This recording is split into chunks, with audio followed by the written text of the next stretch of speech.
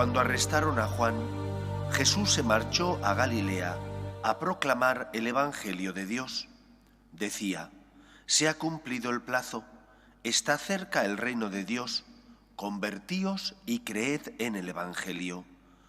Pasando junto al lago de Galilea, vio a Simón y a su hermano Andrés, que eran pescadores, y estaban echando el copo en el lago.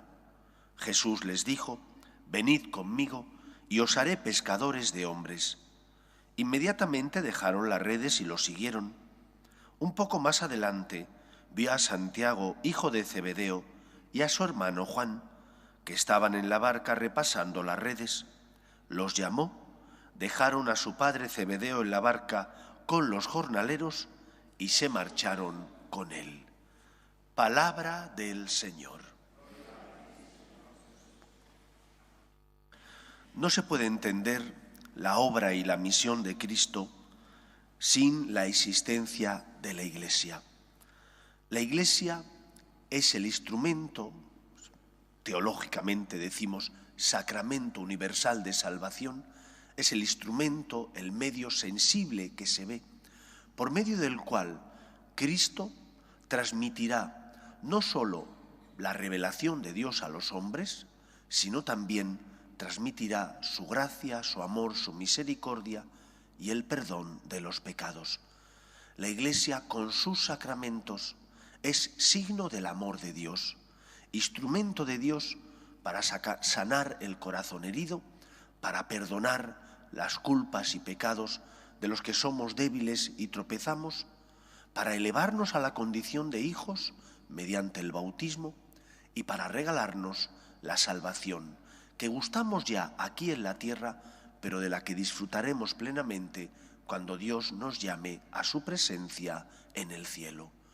No se puede entender a Cristo sin la Iglesia.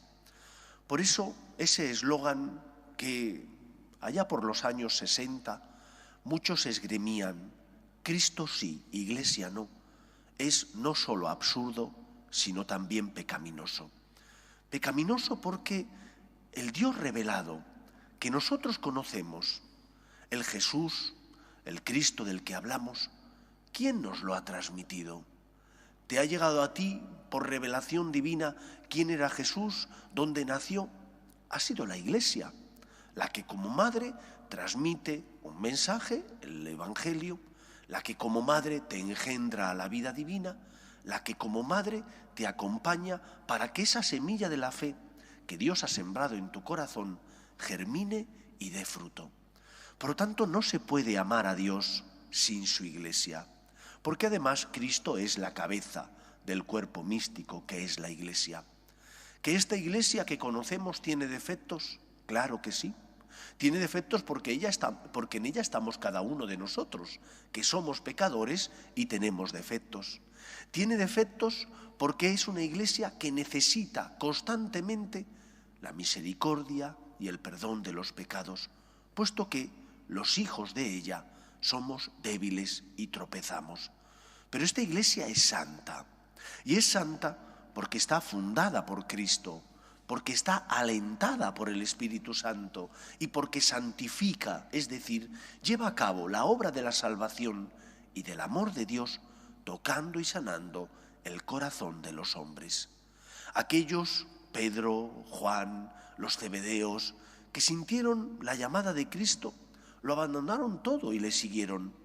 Eran pobres, tenían defectos, tropezaban, en muchos momentos dudaban del Señor, pero Dios no les eligió porque fueran santos y perfectos, les eligió porque les amaba, les eligió porque les quería, y a pesar de sus defectos, el Señor con su gracia hizo posible que ellos fueran instrumento suyo en el mundo.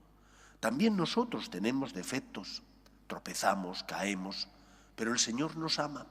¿Y por qué nos ama? Nos ha llamado a seguirle en su cuerpo místico que es la Iglesia, porque nos ama, nos da su gracia y su amor para levantarnos cuando hemos caído, para que con nuestras obras, con nuestro testimonio, podamos ser luz en medio del mundo.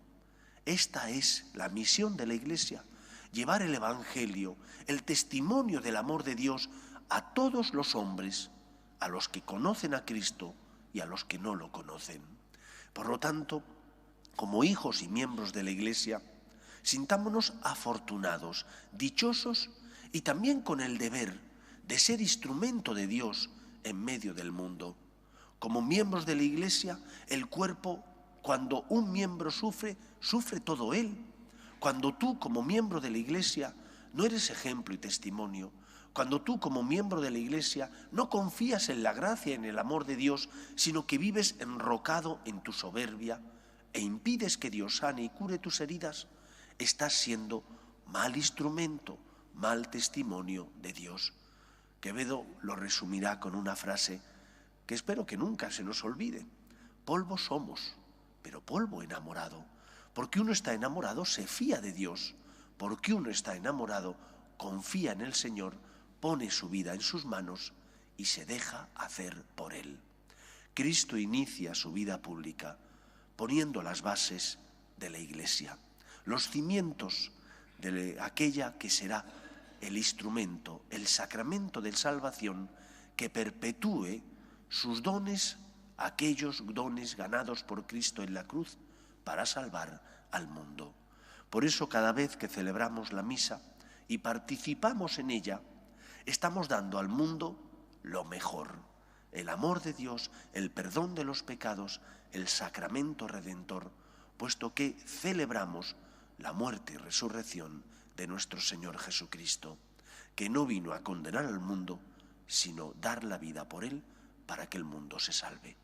Pues que sea así en nuestra vida, que nos sintamos dichosos y gozosos por poder colaborar con Cristo como miembros de la Iglesia en la obra de la salvación. Que sea así en nuestra vida. Nos ponemos en pie.